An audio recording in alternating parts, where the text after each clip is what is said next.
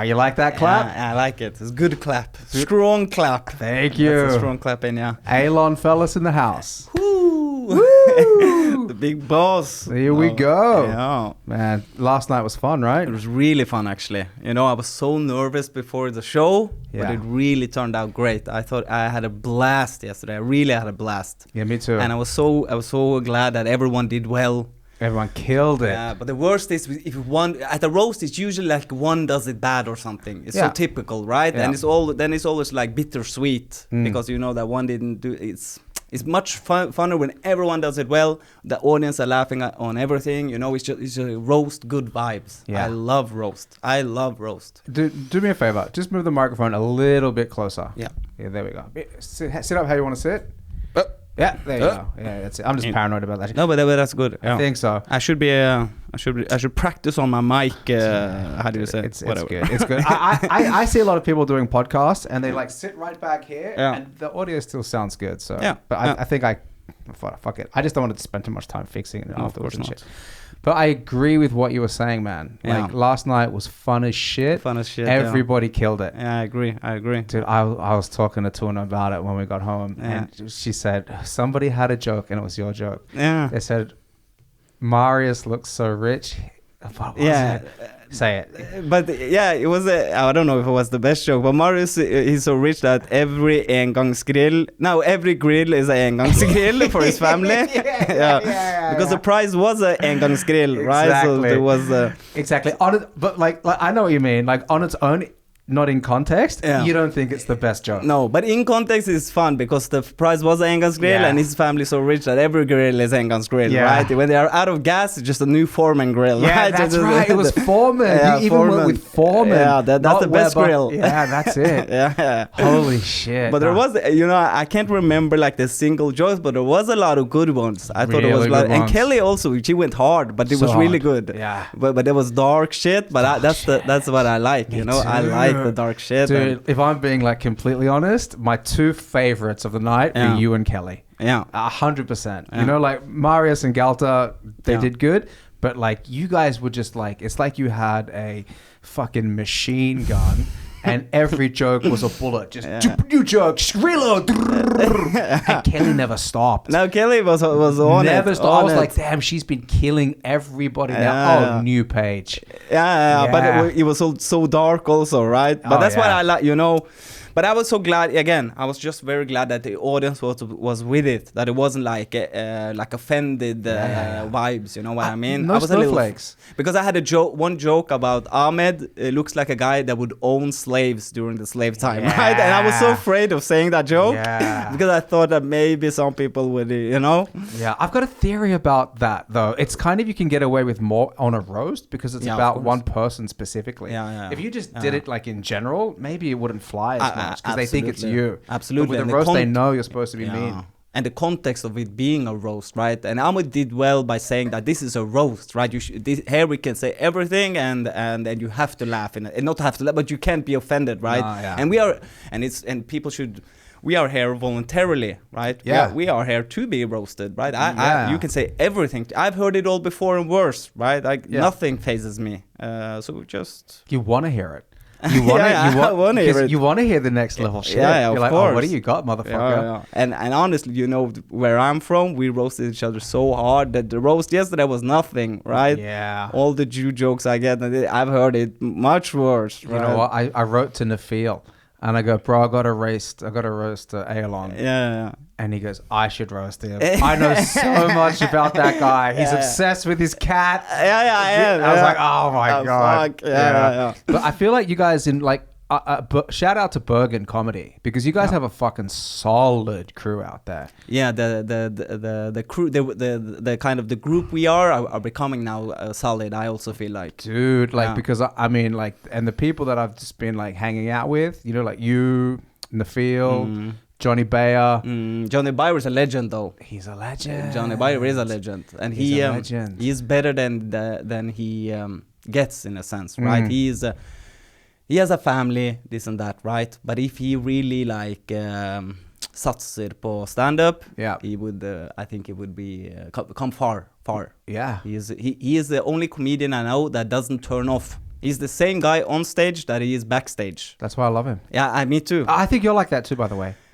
I don't think so. You don't think so? I think I am. Many people say the opposite, that I kind of turn on very much when I go on stage. And I feel that myself, that I can be kind of like low energy off stage. Yeah. Or if I'm not on, I'm not on. I don't want to. Of course. Kind of press it, right? Yeah. But Johnny Bayer, he never feels off, I feel. Yeah. He's just every time, and he goes on stage, he's just the same guy, and he goes back and it's the same. Yeah. That's why he's such a good conf. Because it's just him. And if you're hanging out with him, like in a coffee shop or at a party or something, it's the same. It's the same. Yeah, he's doing pop, and I love it. Yeah, but you know what I meant about like with you is that like I know that when you go on stage, you kick it up a notch, like fucking like full on. Let's blow all the ADHD out right here, right now. Yes, but off stage as well, you're also fun as shit. Thank you. But we are all funny people, right? Yeah, so we we're all funny people. But there are some types of comedians that like you would never guess they're comedians. I agree. They're like real cerebral. Yeah. They're just real structured. Yeah. And introverted also. Introverted. Really introverted and stuff like that. So you wouldn't. If somebody goes, no, dude, that guy's a fucking killer. You're like, what, that guy? That guy's a killer? Beast. But I also feel like a lot of people have a difficulty to be funny, me included, if I'm not feeling comfortable.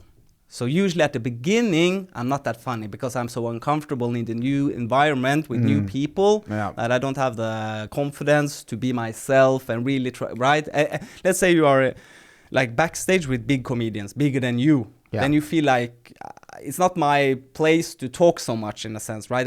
First I have to feel, and then you become confident enough to kind of throwing the jokes, right? Yeah. So I feel like sometimes in the beginning I'm quite dry. Yeah, that's fair enough. Like I think that's natural though. There's a pecking order to every kind of profession. You have to know your place in a sense. You gotta know your place, and you've got to win their respect. Exactly. You know what I mean? You can't be some fucking loud asshole backstage, and then they don't like. What are you? Like, were you gonna kill or are you gonna eat shit tonight, bro? Yeah. So you should first kill, and then you can come backstage and go throw a couple of jokes, right? I think so, but people are different. Like sometimes.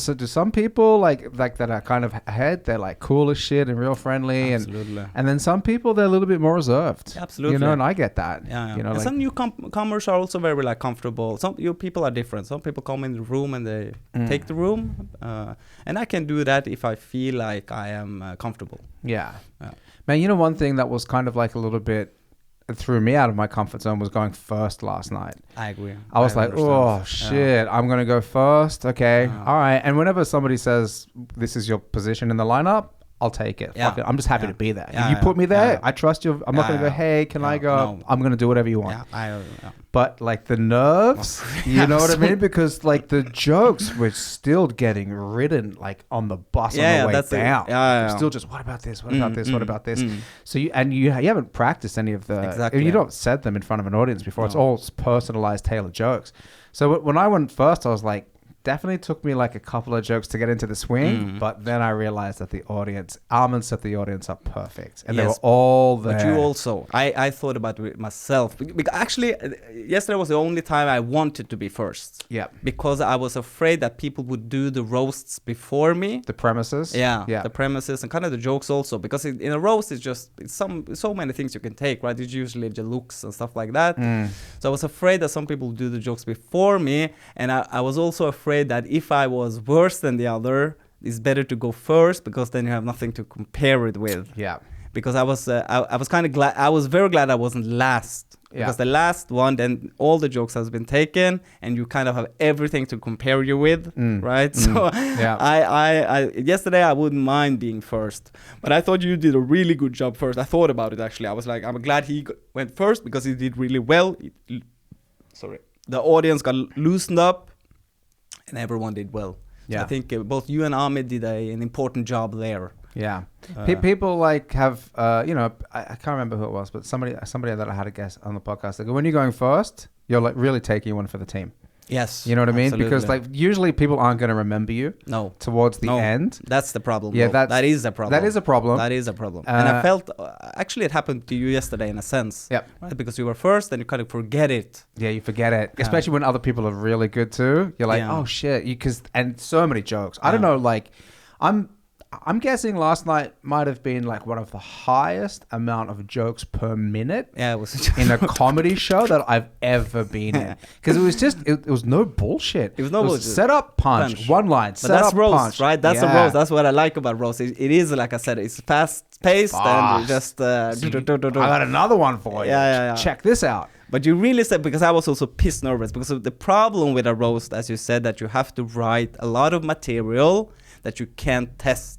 Right, you have to write so much material beforehand, and as you said, we are comedians. We do it 1 day before, 2 days before I write the stuff. Right, of course. I can't work. I have right. I have to do it 1 day, 2 days before, and you aren't able to test it. And all comedians are like very neurotic people, right? Totally. So no, I was so nervous, before I was so nervous.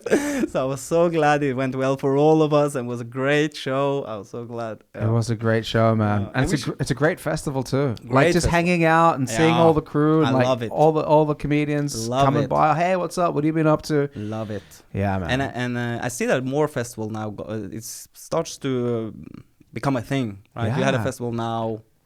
Just a couple of weeks ago. That's right. The Oslo. Yeah, that was big. And now we have this. It was great. And then there's the Inia festival and the Deluxe festival in August. So it's great. It's really. You guys have a comedy festival in Bergen? No, but we have to. Yeah, but Bergen. Get on that. Yes, but Bergen. Well, we can talk.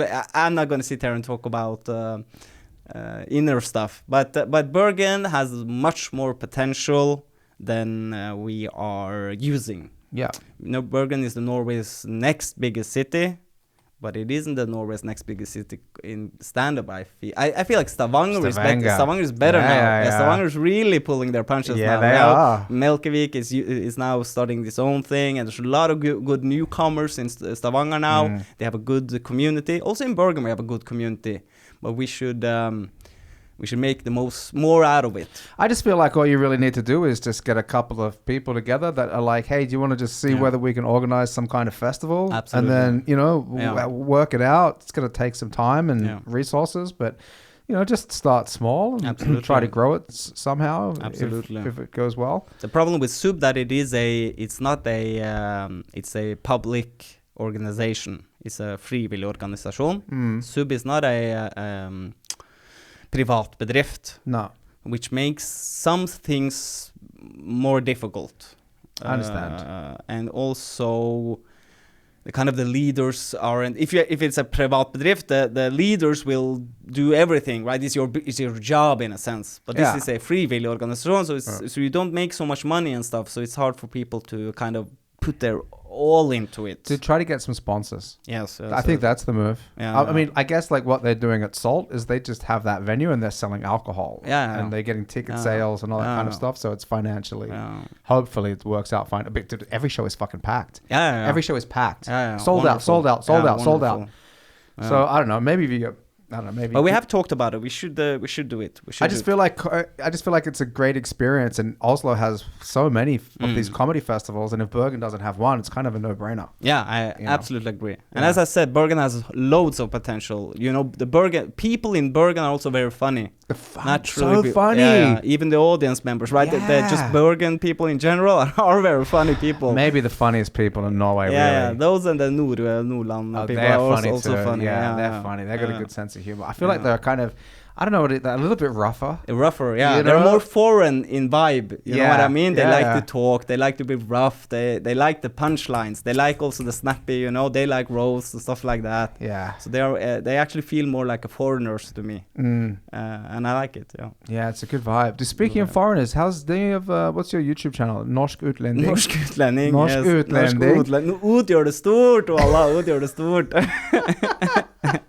But that's just a side thing, though, just for fun. But that's the best thing. Yeah, it's just for fun. Yeah, but that's why it's good. I agree. It's best when you do it for fun and you're having a blast, whatever, right? Yeah, but why don't you tell me about, like, because it's a pretty niche channel. Very niche. Okay, tell me, what do you do? So I react mostly on Norwegian hip-hop.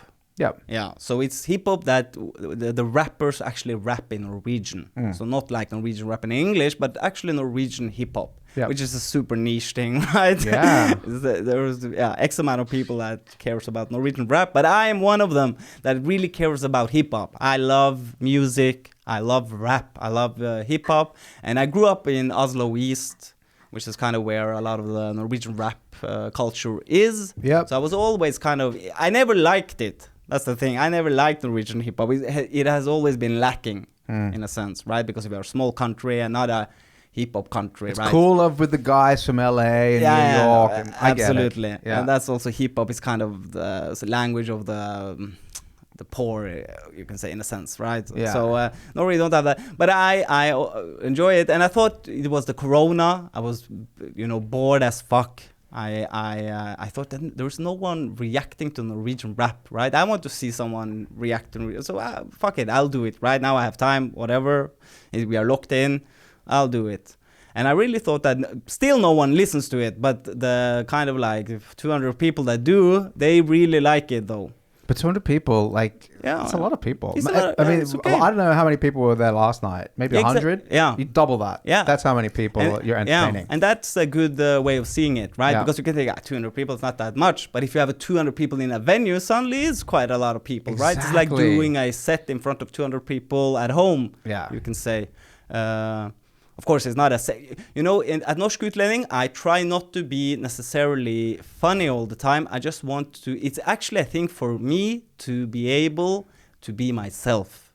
Yeah. This is interesting. So I've been now on like three podcasts. I saw you on Wild TV.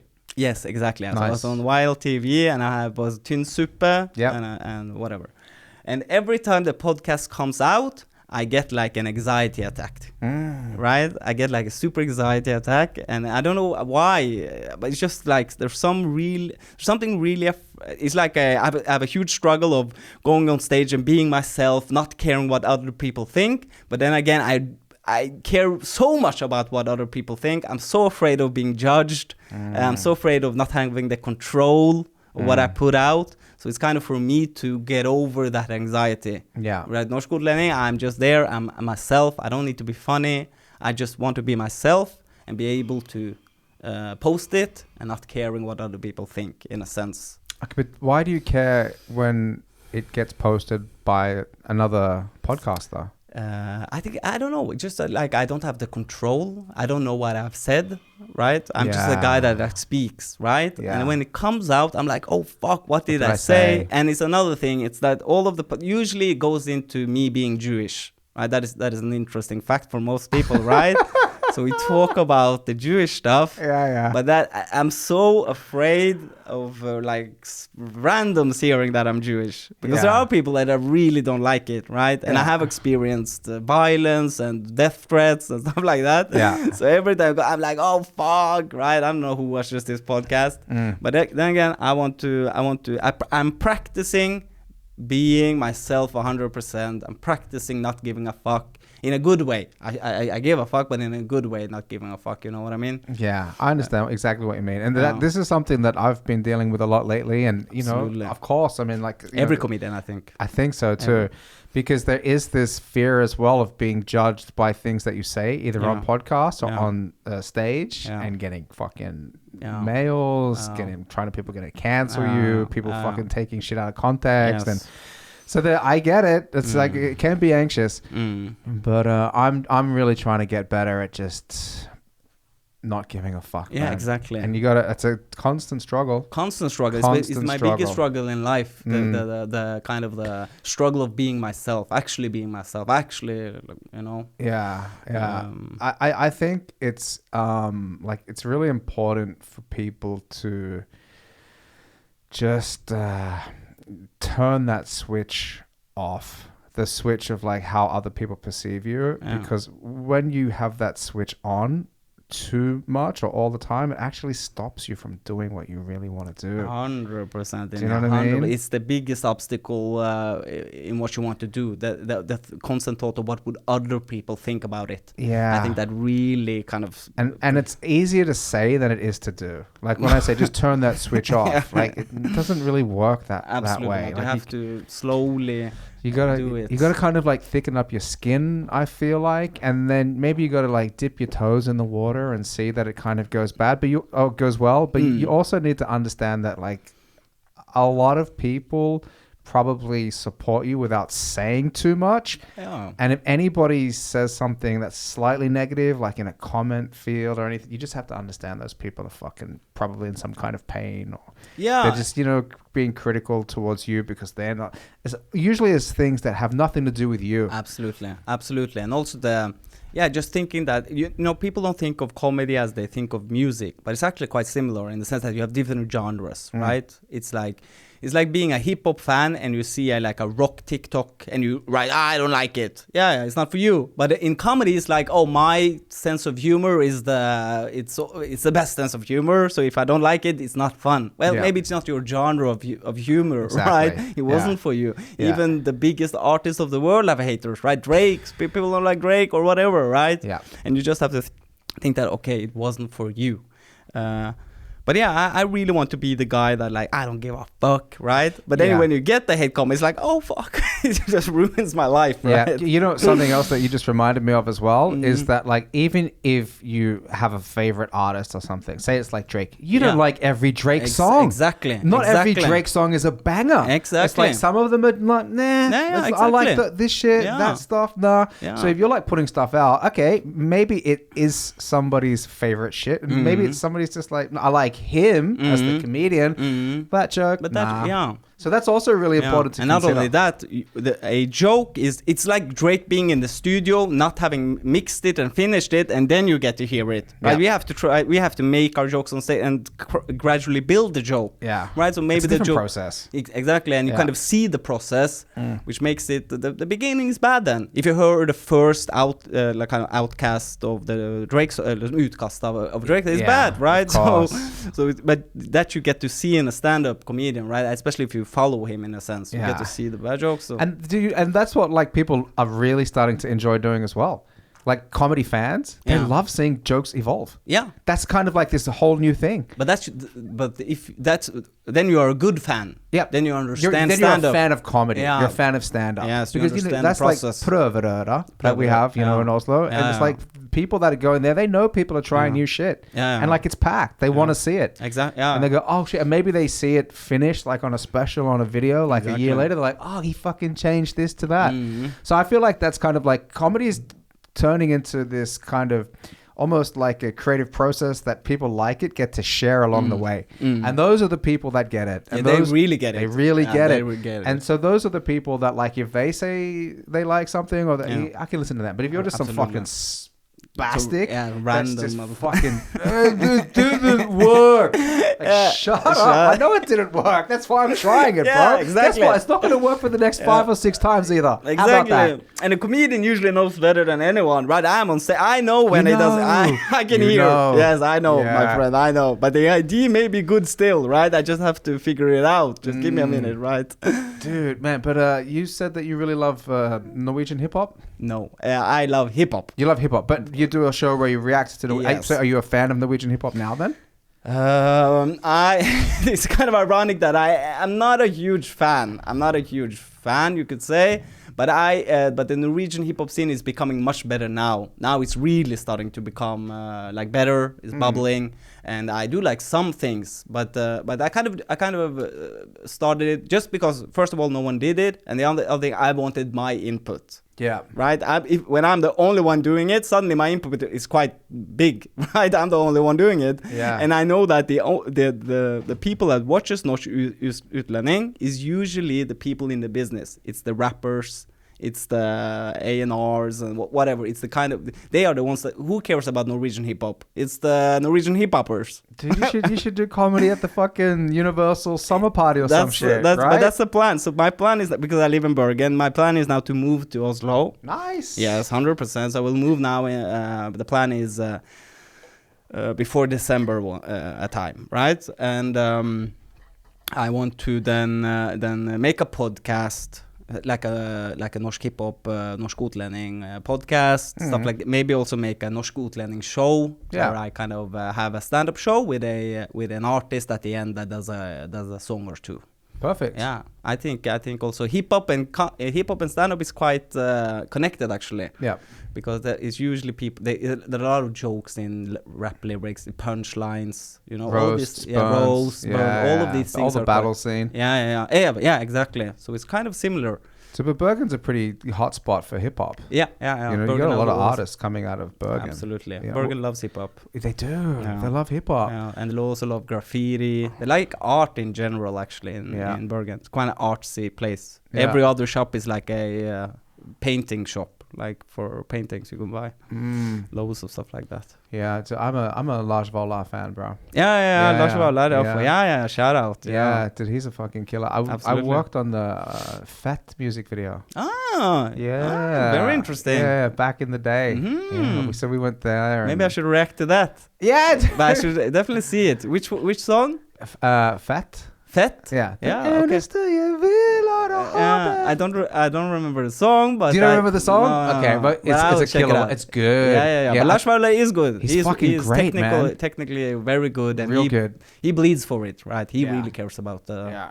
But he's somebody that, like, when I came to Norway and I started learning Norwegian, people were like, "Oh, dude, you should listen to Carpe Diem and Lars Vaular." Yeah. So like, I'm fucking starting to listen to those guys before I can even speak the language. Interesting. So I really kind of learned the language from the music also. Definitely. I really did, man. And then like when I worked on that music video, and then I kind of got to meet Lars, and I hung out with him a few times after that. And whenever I see him around, he's just such a fucking nice guy, man. He seems like a super humble, nice guy. The nicest dude. Absolutely. It seems like it. I haven't met him myself, but I've spoken to him on Instagram, and it seems really nice. Yeah, so it's always good as well when like somebody that you admire as an artist, when you meet them, you're like, this dude is cool as shit. But that's the best. That's the best. They say you shouldn't meet your idols, right? Because usually people are people, right? But I understand that you shouldn't have.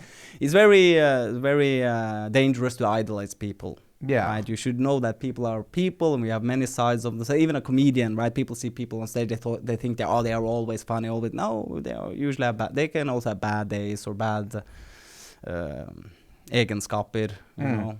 That's. Do people ever recognize you from comedy or YouTube and then come up and say, "Oh, hey"? It has happened. Yeah. It has happened. The coolest thing that ever happened to me in life was I was with a girlfriend, not a girlfriend, but a friend that is a girl, right? Yeah. So and I mentioned to her just like casually, I just meant I do some YouTube stuff or whatever, right? Exactly when I say it, there's a group of guys that comes in the club, and it was like, "Oh man, Norsk utlending, oh fuck, let's take a picture," and it never happens. Right? But exactly what I said. I look like the coolest guy ever, right? I've never felt so cool in my life. So I was like doing selfies, and she was like, "What the fuck? Did you pay those people? What is going on?" Right? But it has happened a couple of times. Yeah. But you're cool to them, right? What? You're cool to the people when they come up and say, "Oh, hey." Of course I'm cool to the people. Of course you're cool to them. Of course you're cool to them. Of course. That's the coolest thing that I had. It's the coolest thing. Yeah. And I told her, like, I'm so grateful that you guys could. Yeah, that's why we do this, right? To get love and people like it. That's so important. Yeah, it's so important. But I totally get it. Like, if that happens to you 1,000 times a day, then it can be like it becomes a bit of a nightmare and a hassle. And if you can't, like, if you're like a Justin Bieber level of fame, I can understand. But here in Norway, I don't think. I hope to God that I don't get like, let's say I do make it and get like fans that comes up to me on the street, inshallah, right? I hope I will always appreciate it. That's so important, right? If I ever get the guy that's like too cool to get compliments in a sense, then I should quit. Then something has gotten wrong. Then I'm not planted on earth anymore. I've forgotten where I came from.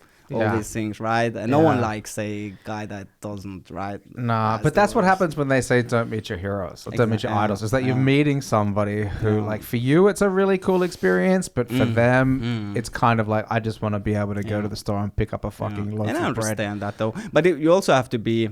Let's say you meet an idol. You also have to. You have to be.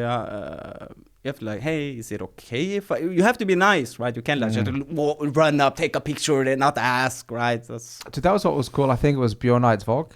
That was Jay-Z. With Jay-Z. That's crazy. That's a fucking dope photo. Dope. I saw that photo. Really I was like, dope. oh shit, how did that happen? He just ran into him at the same restaurant. Bjorn Eidsvåg is the guy with the highest street creds in Norway right now. Yeah, exactly. After Moxnes actually, he has the highest. Moxnes got some street cred now. No, but I actually said that he would have gotten street cred if he didn't lie. Yeah. If he came out and said, I stole, fuck Big Corp, I'm a communist, I stole those classes, I don't give a fuck. Then he would have mad street cred. Maybe he even would get my vote, right? Yeah. but the fact that he lied, that he still lies, that's the problem for me, right? Yeah, I don't think you can win either way though, because even if you got the street cred and you said, yeah, I stole that shit, they're gonna fucking like, you're a fucking criminal. You're gonna steal from the corporate. Yeah. But I agree with you. Like once you try to start like backpedaling and say I forgot, and then your story changes, and it was so obvious that he didn't. Did you saw the video? Yes, I know. I've sold before myself, and I know that walk. Before it was Bonnie and Clyde. She was in on it, right? Could you go and talk to the girl behind the counter? So obvious. She was up there distracting, and then he walks around using that shelf, checks his pocket as concealment, and then he reaches. But did you see the check? He even checks his pockets, right? Make sure it's empty. Make sure it's not going to bump into his snooze box. Yeah, and that's when he has done it before, many times before. Knows. And also that when they put, he has his bag on top of his trolley,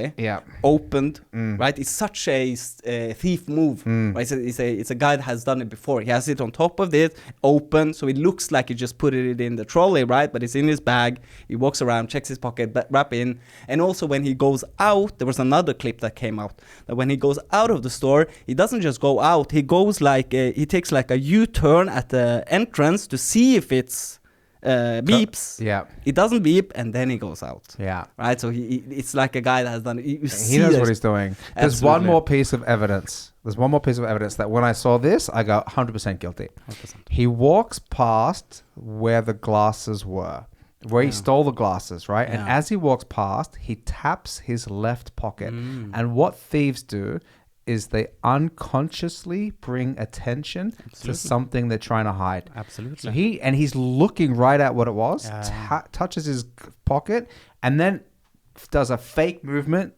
to scratch his nose. And then when I saw that, I go, oh, bullshit. You're fucking guilty as charged, motherfucker. Because I knew it almost before the clip came out, when he says, because first I saw the article where it says that he forgot glasses on his head, whatever. I thought, okay, whatever. It doesn't usually happen, but it can happen.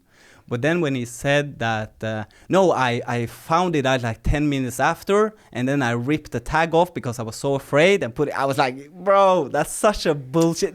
Bullshit move, man. Yeah, and it's such a bad excuse because that means that you are such a bad leader that you can't do good choices under pressure, right? It's such a bad, right? And no one, you're a grown man that can't go back to a score and just, I'm sorry, I forgot the glasses, right? You know that it won't be a problem. You know that's okay. Yeah. So it's such a, when he said that, I knew he was a thief. I knew it. I did too. And I have a healthy skepticism towards leaders and towards politicians. And I have an unhealthy skepticism. I really hate the government. I'm one of the worst. Yeah, I'm really unhealthy. Let's go! Yes, I hate, from the left to right, top to bottom, I hate politicians. I hate.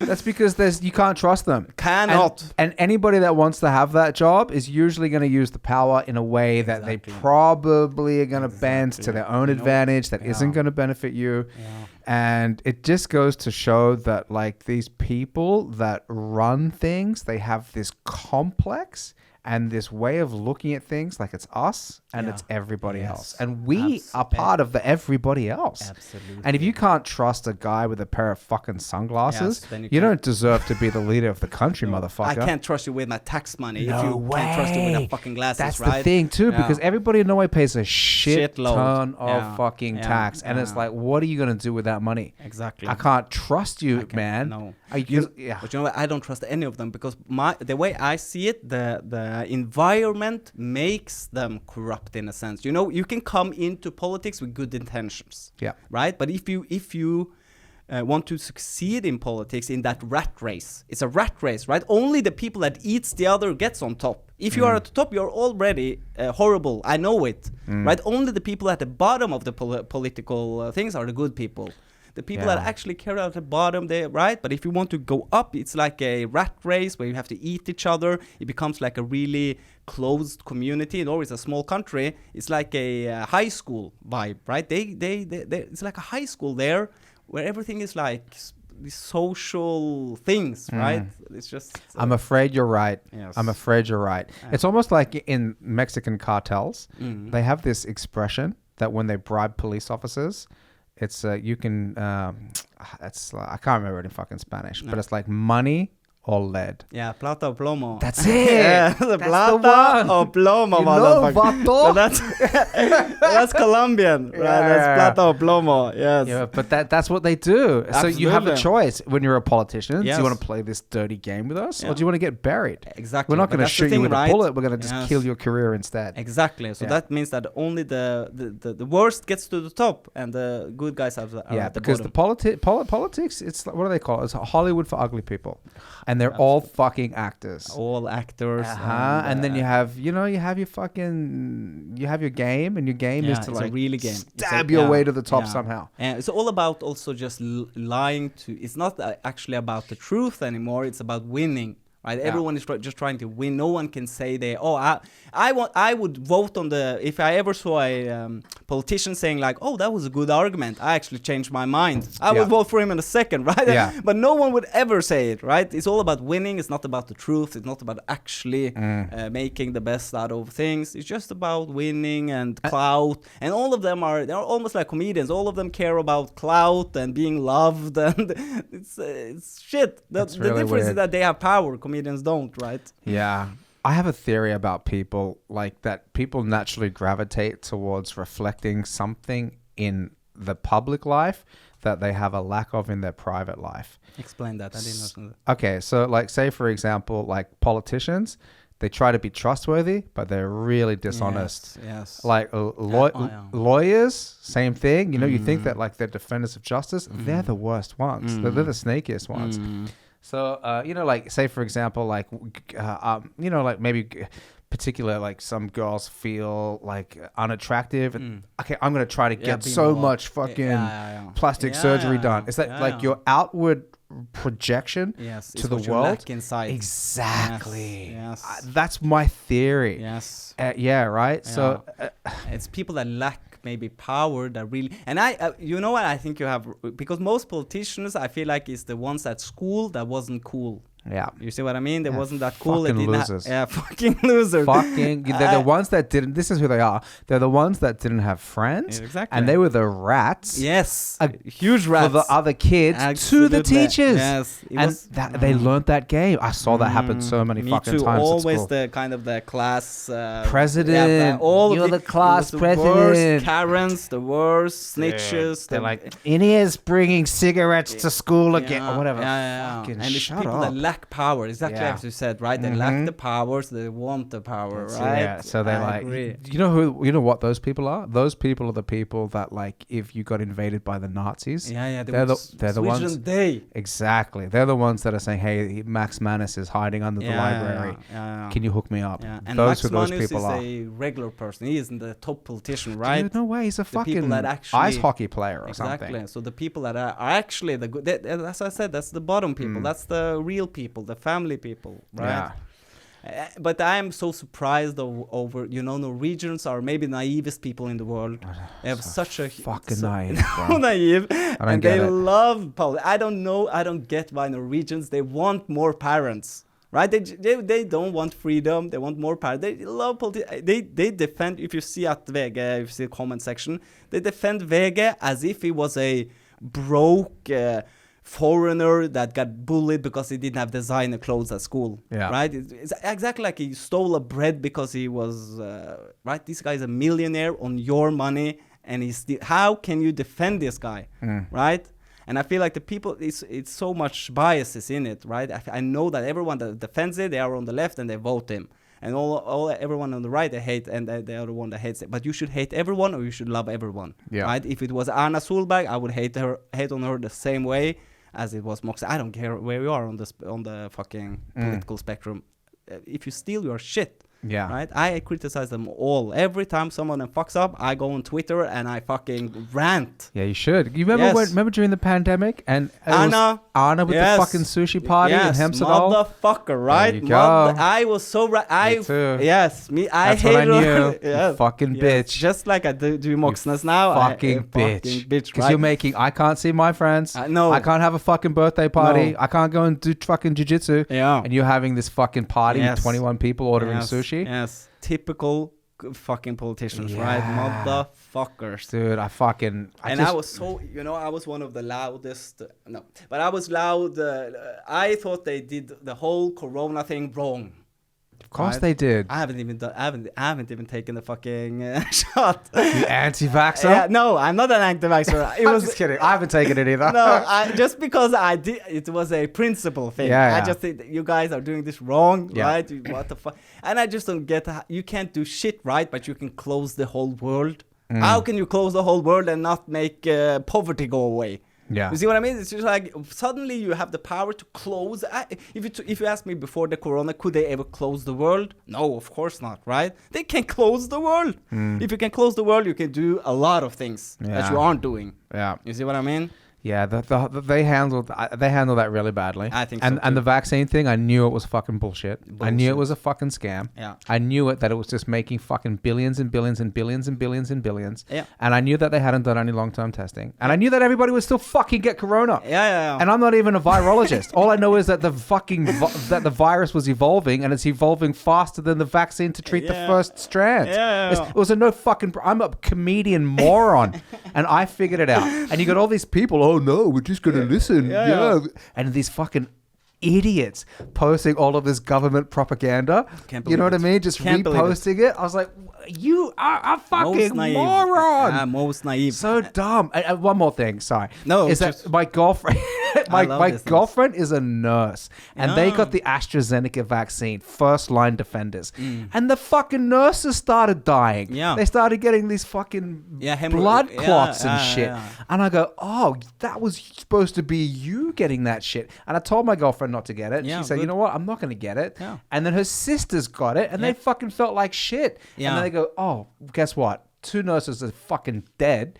We're going to stop it. Yeah. And I go, you think the other ones aren't fucking filled with shit as well? That's going to fuck people up? Yeah. Insane. So, you know what I mean? Like, because I didn't want anything fucking bad to happen to my girlfriend. And she was getting a lot of pressure at work. Oh, you're going to take it? Are you going to take it? Are you going to take it? And you was viewed as a real villain if you didn't take it. Especially for a nurse. You could lose your job, I think. Bullied into taking it. And you could lose your job, I guess, and stuff like this. That's what they were doing, man. They were threatening to take away people's jobs. Yeah. And in Australia and other parts of the world, they did that. They go, sorry, you don't have it. You can't. In the meanwhile, everybody that got the vaccine got corona. That's crazy. Dude, my mom got 3 shots. 3 shots. Still got it. Exactly. Yeah. Then it doesn't work, and you know the fucking craziest thing?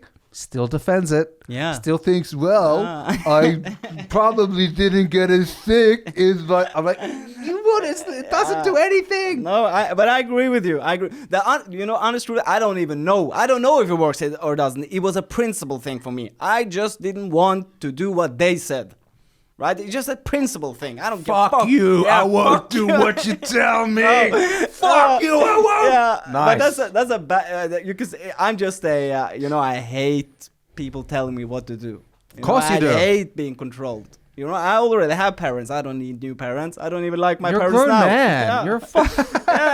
You're Give me some freedom, motherfucker. Yeah. Right?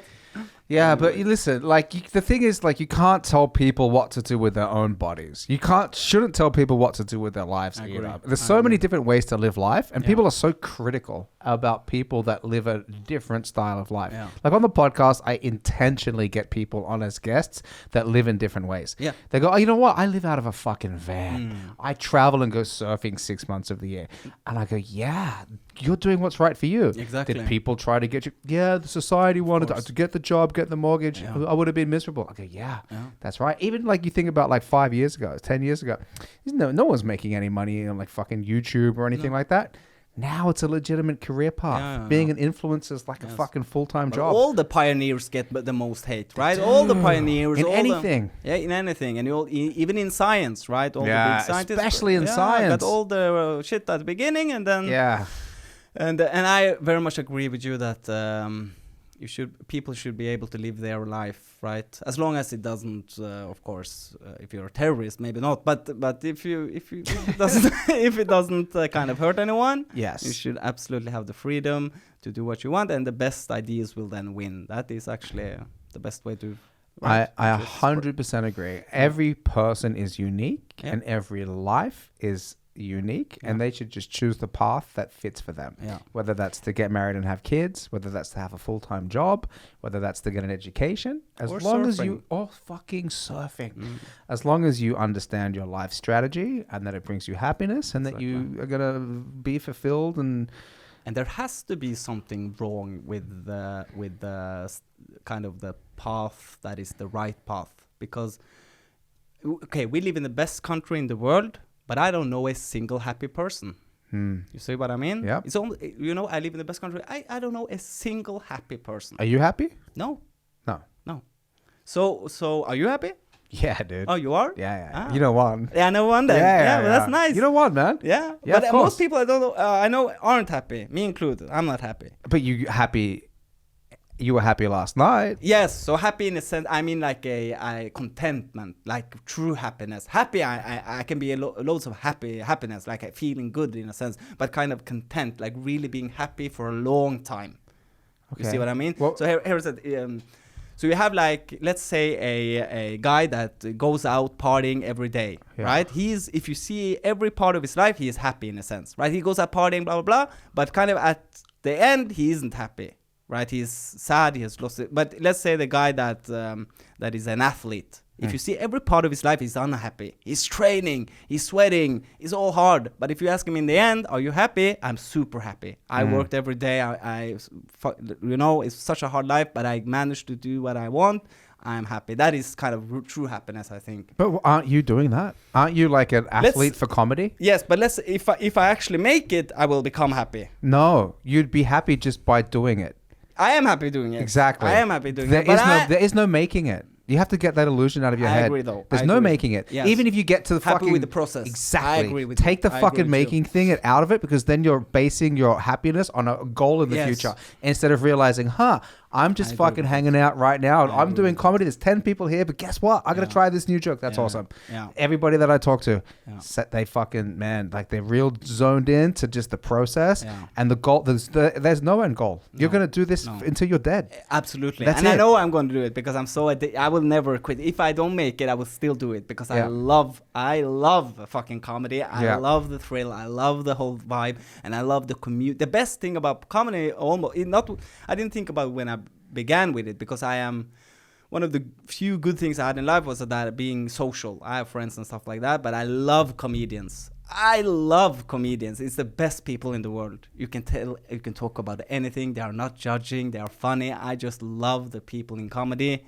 So that really makes the process much more fun, being able to be with comedians. They're the best people in the world to hang out with. I think so. I have two groups of friends that I'm very, very, very grateful that I have. It's my jiu-jitsu friends and it's my comedy friends, and they're both savages. They are both. They have so much in common. Yes, but also very good groups. Trust, because you're vulnerable. That's the thing. It's like in jiu-jitsu, I'm in a vulnerable situation. You got my neck. I trust you. And in comedy, I'm like, hey, I'm going to try this new joke. I don't know how it's going to go. Hey, man, good job. You tried. Oh, thank you for the support. in my time of vulnerability. Absolutely. And that's what those two communities give you, in addition to many, many, many other things. Absolutely. But like just being dude, I'm so happy that I'm friends with Ahmed Mamau. Yeah. I'm happy that I'm friends with you. You know what I mean? These are the best people. I love comedians. Without comedy, we're not sitting here. Absolutely. Without comedy, I never meet you. No. Imagine that if we went through life never meeting each other.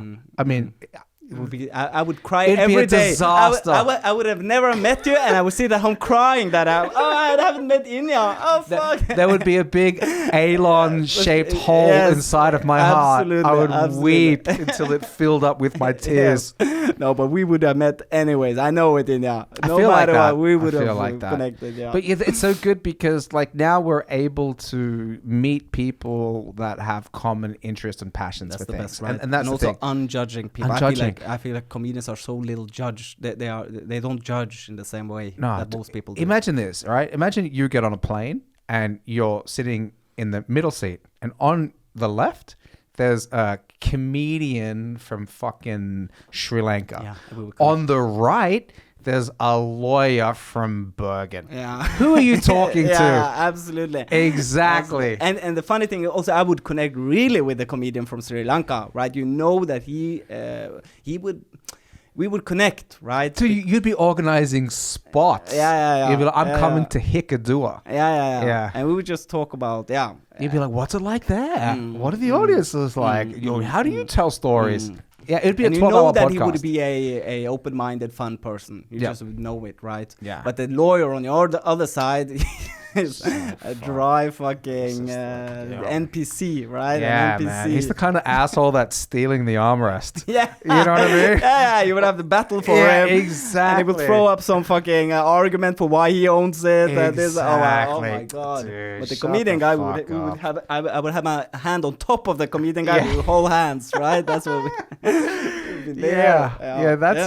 Yes. That's the move. But I always feel like the trick to, not even a trick, but the pathway towards happiness is being on the path that you know you're supposed to be walking. Yeah. Because if you're on the path, you're at least moving in the direction that is going to utilize your skills and fulfill your potential. Yes. And that's really important. Yes. Man, have you heard of this Japanese concept called Ikagai?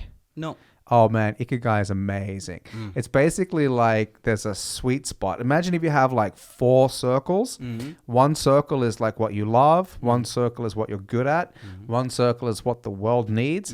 One circle is can you get paid for it? And they all kind of cross in the middle. And in the middle part is the Ikigai. And if you can follow or find something that you put in right in the middle, that's your Ikigai. That's your purpose. Like that's what the world needs. That's what you're good at. And that's what you get money for. And that's the trick. That's the trick. You got to fucking get to that Ikigai.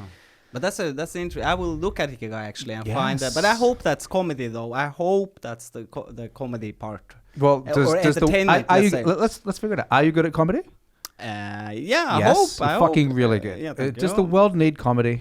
Yes. We know that the world needs comedy. Yeah. That's very important. I actually think that is very important. Yeah. I think so too. Yeah. To laugh and have fun. Do you get money from comedy? You can get money from comedy. You can get money from comedy. Yeah. No, but I actually forgot what the 4th circle was. No, but that is something you are good at and something that you like. Yeah. Right? So I like it. So I want to be good at it. I try to be good at it and can make money. And I think the world needs it. So absolutely, the world fucking needs it, man. Absolutely, the world needs it, and you can 100% make money through comedy. You just got to be, you know. We talked about this last night. You know, you can't just make money through comedy by being good at comedy. No. We had this kind of little back and forth last night, and like a lot of other comedians that are. I guess professional comedians, they just make a living by doing comedy. I think they've done other things. Of course. They do other things. Of course. Whether it's private gigs, whether it's like campaigns there is a business part of it, right? So you have to... show business. Yeah, show business, exactly. And you have to... there is a luck involved. There are social things involved. There's a lot of things involved. But as you said, if you enjoy the process and you try to be yourself and a nice person, you have to be nice. If you are yourself and a horrible person, that's maybe bad. But if you are a good person and you try to be yourself and you just enjoy the process, as you said, because I also think that a key to I can't do it myself though, because I just can't do it. But I wish I could be able to meditate, be in the now. I think that is also loads of happiness. Actually, be able to be in the now. What brings you out of the now? Everything. We are never in the now. Almost every person. Doesn't it feel like we're in the now right now though? Like you're right fucking here. Yeah, if I You're think locked in. Yeah, if I think about it, I'm in the now. But you have to think about it. Isn't thinking about it taking you out of being in the now? Yes, exactly. So I'm never in the now. Well, that's what I mean. It, motherfucker. But that's meditation, right? So people that meditate, they usually they kind of it's the practice of being in the now, just being able to breathe now and clearing your thoughts, right? Being in the now. But most people, they usually go through the life. Either they regret about the past. Right? They think about, oh, fuck, I should have done that in the past. Oh, fucking past, oh, the past. Or they are stressing about the future. Yeah. Right? Oh, but what is going to happen? Oh, fuck, I'm stressing about it. And you're always between the past and the future. Either you think about the past, what I should have done, what it is, or what I should do.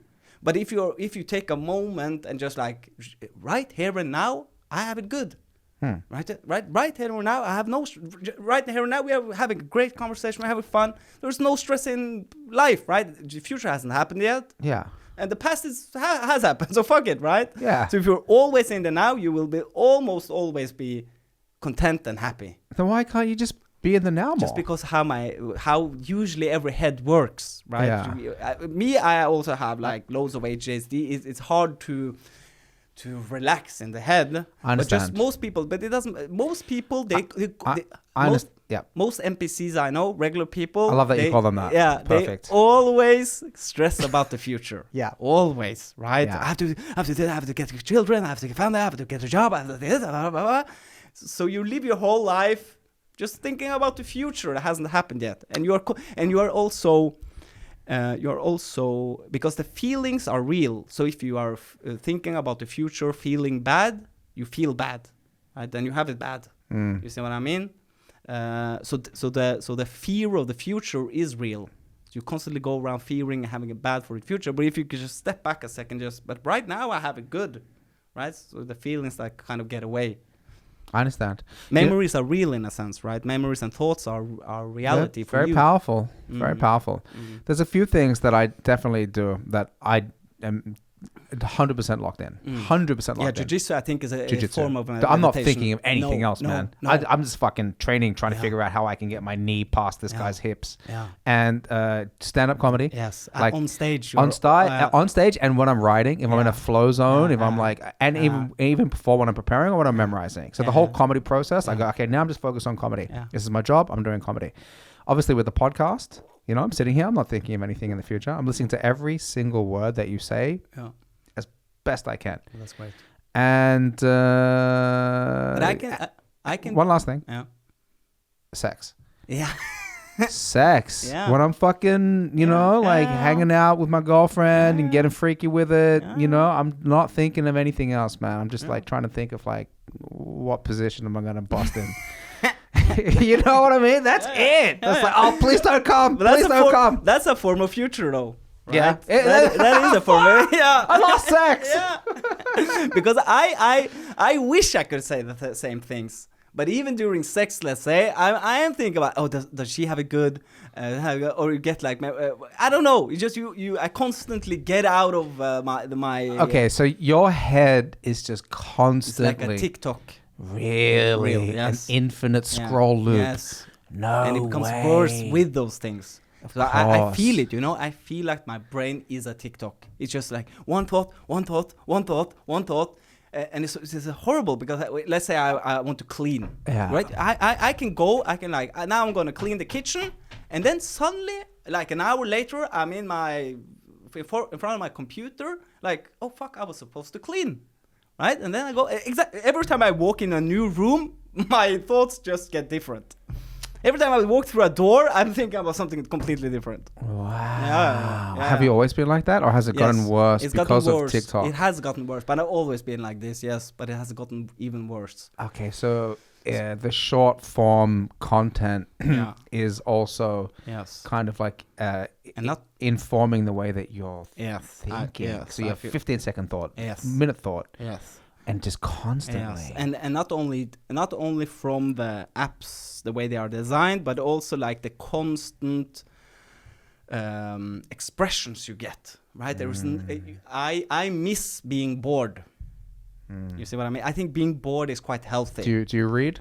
Yes, I do read. And when you're reading, are you able to like but then I'm doing something, right? Yeah. But I have a problem with that. I have to read a page maybe 2 times, right? Sometimes I when you read, you're like, okay, I didn't catch a single word for this page. You right? tuned out a bit. Yeah. But reading is not being bored. I'm thinking, before you had technology, you couldn't do anything, right? Let's say the sun goes down, you don't have electricity. What are you going to do? You have to you're constantly bored in a sense. If you're not hunting, it's middle of the day, it's super, you have to sit under a tree. It's too hot to do anything, right? And it's super healthy for the head, I think. Just sitting there reflecting, I think talking. So. I have an English bulldog. Yeah. And he sleeps a lot of the day, man. And a lot of the day he's not sleeping, he's just chilling. Yeah, exactly. And I go, you know what? Sitting there, he's just, I wonder what this motherfucker's thinking about. Yeah. But he's not like fucking checking his phone, or he's not like, what about this? What about that? What is that? It's just, I'm just comfortable just being here with my own thoughts. But I think that's something that really comes with practice, to be honest. That's you got to really work at it now, because everything's fighting for your attention. I don't know how many messages you're consuming every day, but it must be thousands. Must be thousands and thousands and thousands. Constantly on right? You constantly messages and phones and this and that. Because you're so mentally connected to the like cyber world. You're so constantly. I'm in this thread. You're in the Engangsgrill threads. Your friends, Arnie, your mom, everybody's all like kind of always. So it's difficult to shut off completely from being available. So you're always expecting something to pop up, and if it doesn't just pop up, you're seeking it. Because even when it doesn't happen, you feel this emptiness. You go, why isn't something happening? Exactly. Let's see what's going on. Yeah. That's a problem. And I think that you should teach meditation in school. Does weed help? No. Makes it worse? No. I don't think it makes it. It's a good question, actually. Sometimes, you have a hit, just fucking. I can chill out a little bit. I think it does work, but it's a bad substitute for a prop. It's like a bandage that doesn't work in a sense, right? So it does work when you smoke. It's like it's good. You kind of relax and blah blah blah. But I don't think you actually fix the problem. No. What fixes the problem? I think meditation. I haven't tried it myself, but everyone that has the same problem say that meditation is the key. Meditation is the key for being in the zone, being in the now, clearing your head, and stuff like this. Yeah. And loads of the smartest people in the world, they really talk a lot about meditation. I feel like the people I look up to and people I think are smart, they usually meditate. Yeah, but I get you. But it's hard sometimes to get into it and make it a part of your... I've tried meditating. I'm not meditating, man. But you know what I do? I feel like I do a lot of moving meditation. Yeah. Like I walk my dog a lot. Walking your dog is a way of meditate. Can be, but absolutely jiu-jitsu. So one of the times that I'm most in the now is when I haven't done... But I have done street fights. Right, not like, but like you have been in fights in real life. Yeah. Then you are really in the now. Yeah. Right? Then you are really, if you are in a fight or doing jiu-jitsu, right? You can't think of anything. It's here and now. It's really right, and that is a form of. Not meditating, maybe, but it's a form of It's meditating if you put somebody to sleep. Yeah. Bam, motherfucker! Meditate on this, bitch! Yeah, I just meditated you, bitch. Sleep. I did you a service right now, right? Welcome to Zen, motherfucker! You do the whole You're in Nirvana now. Yeah. Welcome to Nirvana, bitch. No, but there's got to be an easier way to find inner tranquility than just walking the streets of Bergen, getting into street fights. That's when I'm closest to my Zen, when I'm fighting. I don't know, man. It feels like the meditation thing is really good, but I have a couple of strategies for that. I don't really do a lot of fucking. But you seem like a Zen person, actually. You seem like a guy that is naturally kind of in the now. I am naturally in the now because I'm very grateful for the situation that I'm in. And even when I'm faced with challenge, which is quite frequently, I understand that like, okay, you can get through this. Yes. There's a solution. Like if you're playing a game of chess, there's a series of moves that you can make that you can like rise above this particular challenge, whatever it is. And I'm really grateful that I'm even playing the game. Yeah. Do you know what I mean? But like you seem like you have a positive head. You're an optimist. Optimistic. Yes. Optimistic. And listen, it can go both ways for people. I understand that. Of course. I can understand how sometimes you can feel like the world is dark or your fucking childhood programmed you to always see the downside and you have this negative self-image or whatever different reasons different people have. But I always think that no matter what perspective you look at the world through, outside of your own head, there is a series of actions that you can take to improve your life. Absolutely. That's the key to understand is that like sometimes in your head, it's dark weather and it's stormy. Yes. And I understand that and there's techniques to try to get through that. But outside of your thoughts, there are real tangible steps that you can take to improve your life. 100%.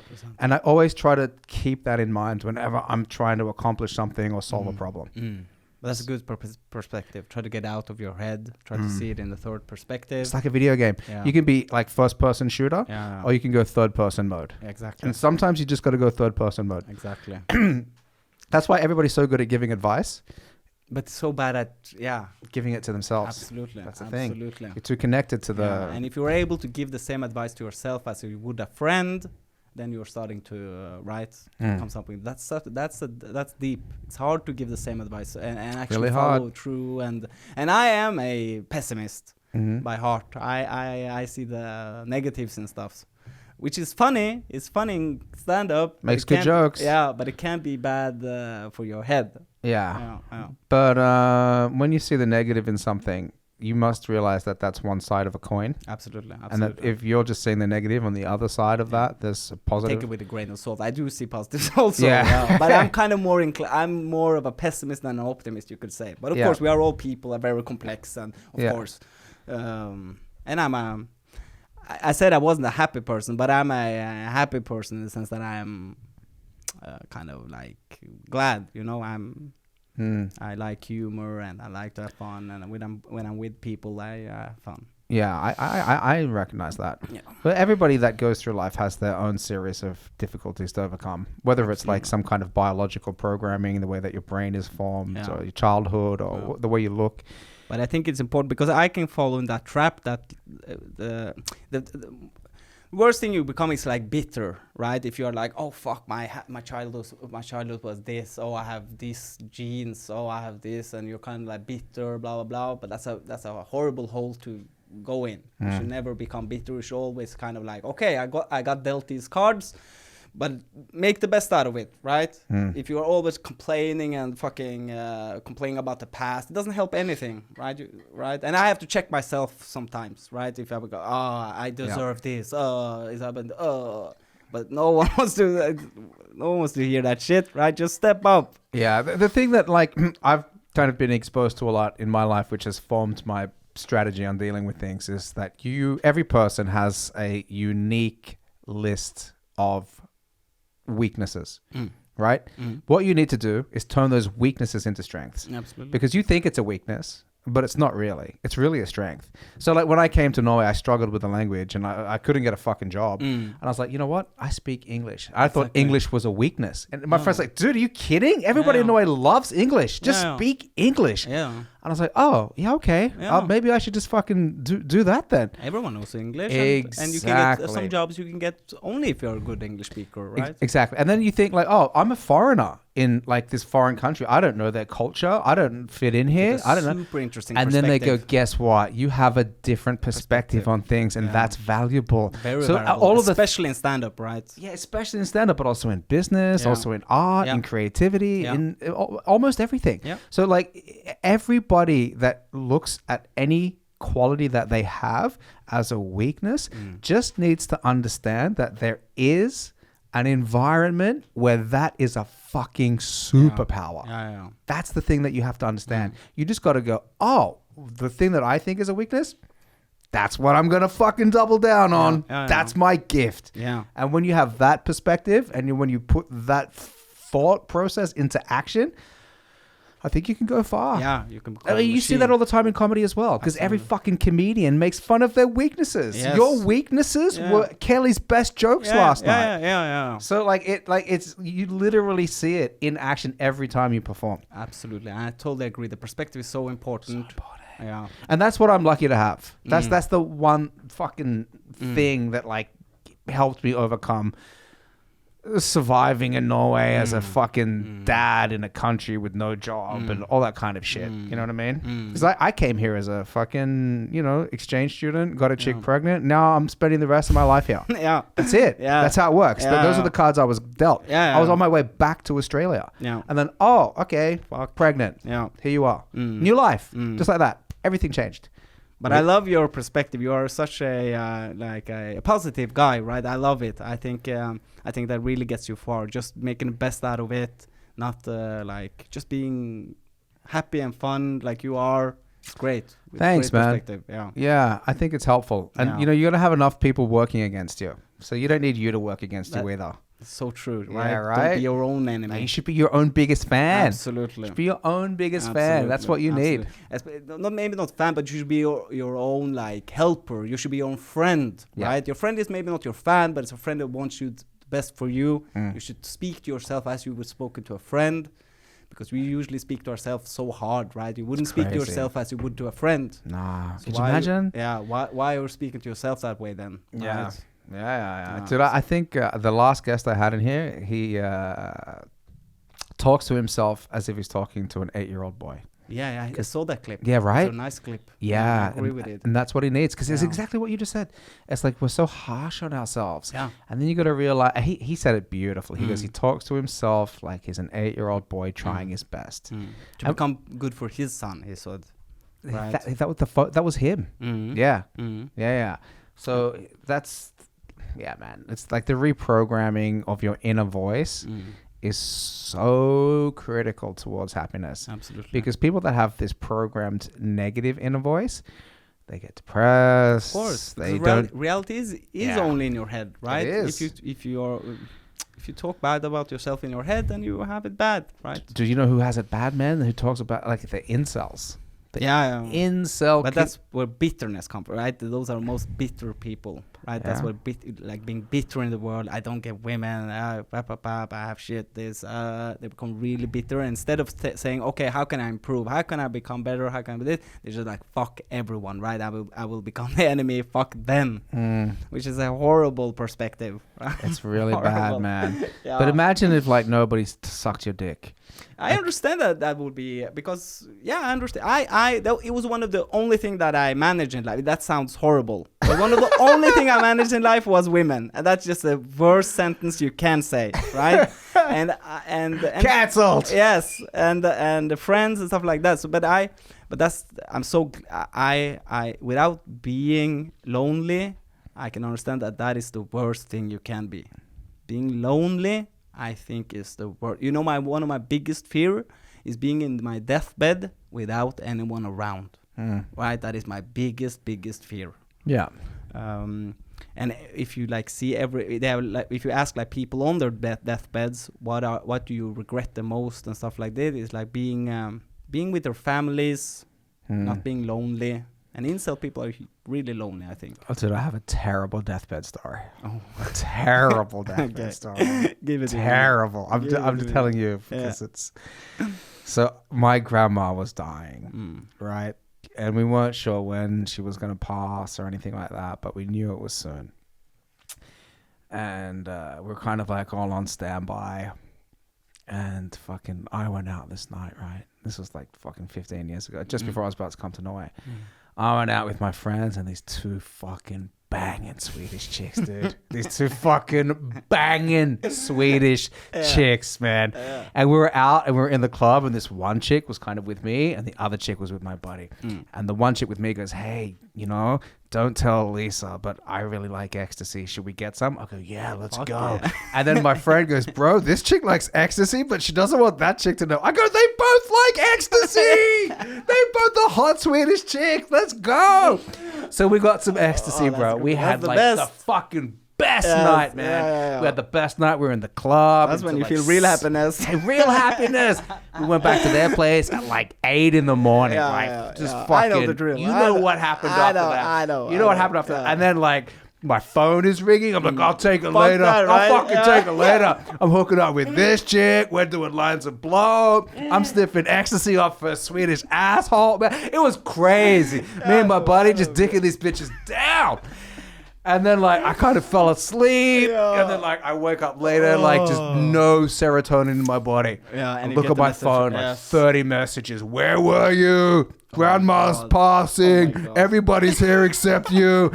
And I was just like, oh, no. This is a joke, though. This is a great premise of a joke. It's a great... I haven't told that story. No, but I understand that that's of course...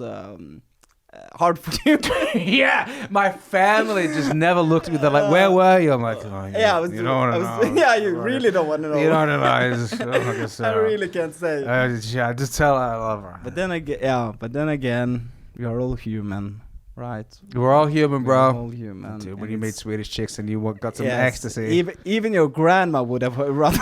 She would. Yeah, your grandma would have. If I'm dying and I have a grandson and he's out there like fucking slinging dick, I'm like, you go, buddy. There you go. Yeah. You go, buddy. When I'm a ghost, I'm going to haunt you, motherfucker. I'm going to just hover over your bed. I'm going to creep as a ghost and watching you. Like, the next time I'm going to be there and we're going to have fun. We're going to tag team this bitch, bro. As a ghost. The Ouija board out.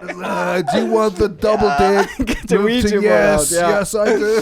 Absolutely. Well, that's great. And I think she would forgive, right? I think forgiveness is so important. You know what's harder than saying I'm sorry? It's forgiving. Forgiving is so difficult, and it's half of the process of the apology, right? Yeah. If you apologize to someone, it's like if you apologize to someone and they push you down after you apologize, you can kind of like, fuck that, I don't apologize anyways. You see what I mean? But actually forgiving is so difficult. When someone has done you wrong and you're actually being able to forgive, that's true strength, I think. Yeah, it depends what they do. Depends what they do. Of course, you don't need to forget though. You don't need to forget, and if someone has done something to you that is like that there's a possibility that they will do it again, you have to take them out of your life. But you can forgive also.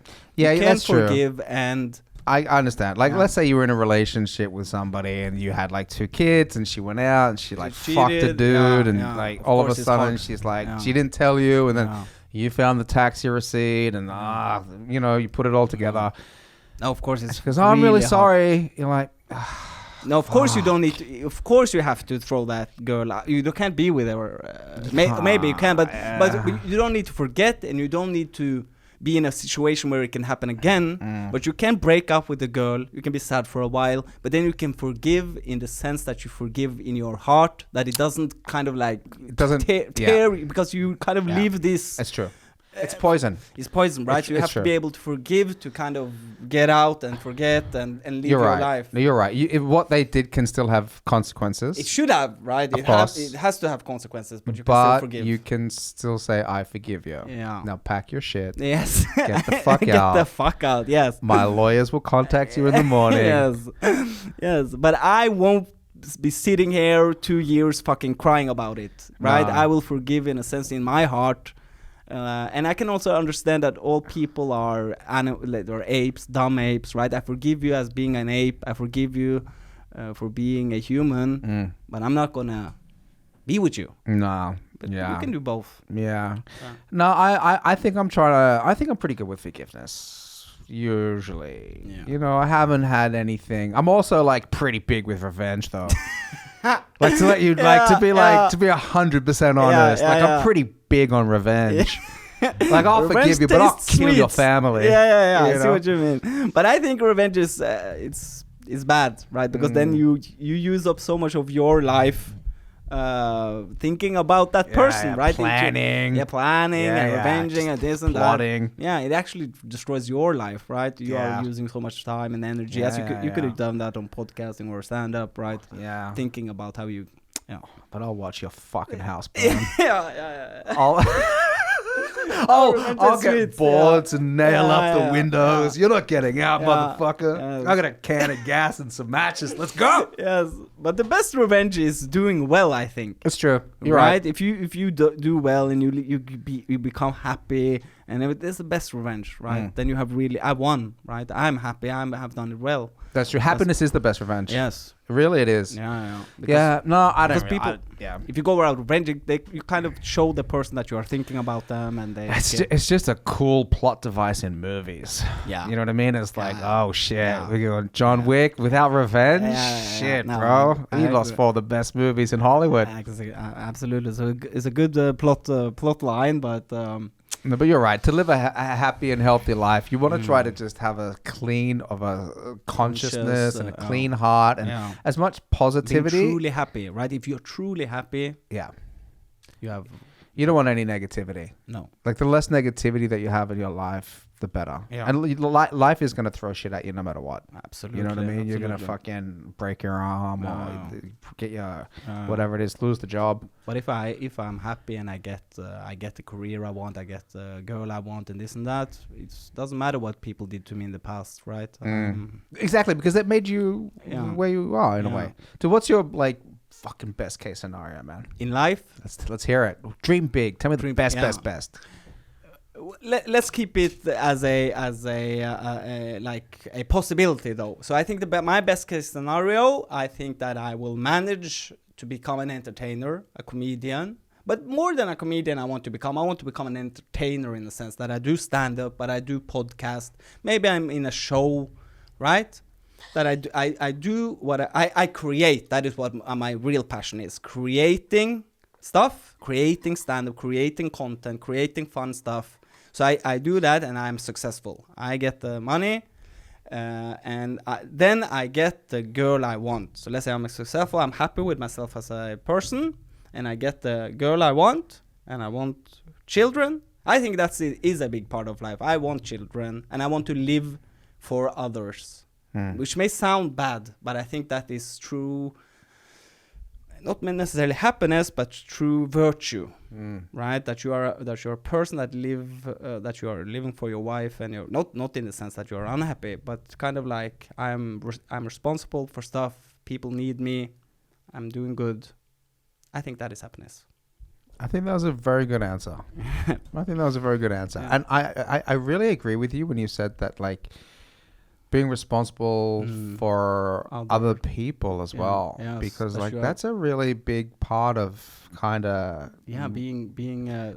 feeling that you are valuable, and actually being really valuable. Like you got a cat, you know, but the cat is something. But I think actually, like a wife and you have children, right? And I think you know, people usually like, oh, children are so much hard. And I don't have children. It is hard, but it is bad. But this again, if you ask people that are on their deathbed, the happiest they are is when they are with their family and their children and watch them grow up doing well. That's what my grandma said. Exactly, right?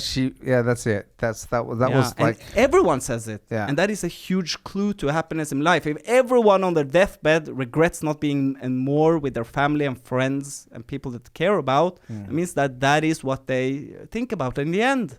All the times I spend with my family and friends, not when I worked or fucking stressed or all this shit, right? Everybody says this. Yes. And it makes sense. Like, obviously. Or the things that you love the most with a family that you created. Right. And that also, that's contentment. A family that loves you through everything. Because I truly we lack that in this society. Today, you can go past a person that lives on the street and you don't bat an eye. Right? You don't give a fuck. Which is horrible. It's a horrible thing, right? True happiness is being loved. That's why we do stand-up. We have this hole in our heart. We just want to be accepted and loved, and we all do. And even it's like the people come to stand-up show and they sit like this, and it's like, but you want to be loved. You want to be accepted. Why are you so unaccepting right now? Why you see what I mean? Yeah. You need to. We all want this love. Just love. Yeah. You see what I mean? And don't be such a dick. Yeah, but I can be the same dick, you know. I can also find myself in the time where I'm like, I don't want to be nice and love, but you have to check yourself. Yeah. They want love, you want love. Just open up, man. Right? Don't be this Yeah. It's almost like people are experiencing different parts of the wavelength at the same time. Yeah. Like sometimes somebody's experiencing the love and somebody's experiencing I'm a dick, because you're not the same person all the time. Sometimes you're like, hey, I got so much love. Sometimes it's like, fuck that person. Yeah. So it's real weird as a person to always be at this one particular vibration, especially if life is like being tough to you that day. I can't do it myself. Nobody. I don't think anybody can. Exactly. But true strength is loving a person that hates you, in the sense. Yeah. If you're able to overcome the hate with love and acceptance and openness, it's virtue. It's hard, but it's good in a sense, right? And usually the best things are hard to do. Forgiving, loving, when you don't want to do it. Yeah, I think that's fucking deep shit. Pretty wise, man. Deep shit. I can be wise if I want to. Yeah, I like philosophy. I know you do. Yeah, I thought about a lot. Yeah, listen, man. I love philosophy. Because it's a good way. It just gives you like a lot of tools to understand the world, and the world is such a complex place, and life is so tricky. But it does have certain themes which people have experienced for thousands of years. Yes. So people have been able to look at things like ethics. Yes. Look at things like justice. Look at things like potential, like whatever, and they can really reflect on it. Yeah, and some people have really gotten far in the reflection and gotten answers, right? And a lot of answers, man. Yeah, and you should listen. And and the complexity is an interesting thing, because things are so complex, but people don't want to think about the complexity. As you see with politics, right? You're like, I'm on the right, I'm on the left. God, bro, it's so complex. How can you be on the left or right? It's so complex. You have to open it, right? I feel like so much of that arm on the right, arm on the left shit is just manipulation. Yeah, but that's what I feel like. The dumbest. It's so dumb. It's really stupid. But that's like, like the fucking divide and conquer. Like, especially. I don't know. But I kind of feel like the people don't think about the complexities. If you don't see anything good about the right or left, you don't understand anything, right? You should be able to see a lot of good things on both sides and a lot of bad things on both sides, right? Because it is super complex. Yeah. Is it like that in Norway? Is it still like as kind of... I mean, whenever I talk or think about it, more divided. Yeah, okay. I think, and that's not my opinion. I think that is done by research. I think polls and stuff shows that it's more divided now. That people are more like hardcore left and hardcore right. Wow. Yeah. The hardcore left thing is interesting, though, right? Both are interesting, I think. Yeah. It's kind of like someone else told me this, but it's kind of like a horseshoe, right? That hardcore left and hardcore right kind of meets each other at the craziness at the end. Yeah, you see what I mean? And the normal people are at the hair on the top, and you have this horseshoe. Yeah, because when you look at like Adolf Hitler, that's a far right regime. But it's a nationalist socialist party. I don't get it either. That's why I think it's such a bad thing to kind of like think about left and right in a sense, right? Because is it right? I don't care. It was horrible. Yeah. It's the only thing I know, right? That is a super horrible and like dictatorship with like violence and stuff. The thing with like the socialists and the far left is that it has led to a lot of mass murder. Both crazy, like all the stuff in like communist Russia with Stalin, and then like in China, and in but people should understand that being extreme in anything makes you a crazy person. If you are extreme, it means that you don't have the capability of reflecting. It means that you cannot be like, if you're hardcore, it means that just you are so inside this bias that you can't be able to think. You see what I mean? Yeah. If you are extreme, you are bad. Extreme is usually in politics. Yeah. Yeah. So I try not to be too political. I love I love philosophy and politics, but I just can't deal anymore myself. It's just too. I feel like it's a big distraction. Like, you know what I want to do, complex. man? I just want to write the perfect dick joke. Yeah, exactly. Like, I want to fucking. I'm there myself. Smoke some weed, hang out with some friends, like fucking watch an episode of Black Mirror. You only get depressed by politics, You are just pawn in this huge ocean. You are nothing, and you are like thinking about all these big things that you have no control over. You have no fucking right. I feel like it's a big distraction unless you're gonna like really try and change something. But then you become the bad person, right? That's the politicians. Yeah. They are even worse, right? If you try to change, you become the horrible. But if then it's just waste of time. It makes you super depressed. Fuck that shit, man. Fuck that shit. Fuck that shit. Fuck that shit. Yeah. Fuck politics and fuck that shit. Yeah. Dude, we gotta just wrap the podcast up. But maybe we should just change topics so that we don't end on a fuck that shit. Fuck that shit is a nice ending, I think. Fuck that shit. Yeah. But I enjoyed myself and I love you, Inia. Thank you for letting me come.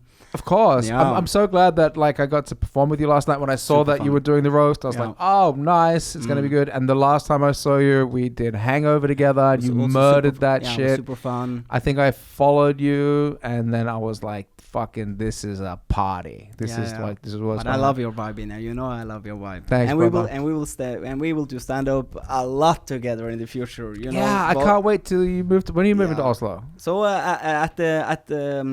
before December. Okay, perfect. All right, that's nice. So we will see each other a lot, and we will do stand up forever. Good, and it will be fun. Yeah, that's nice. Yeah. All right, brother. Thanks a lot, my dudes. See you later, ladies and gentlemen. Mwah. Mad love. Nice. Ending.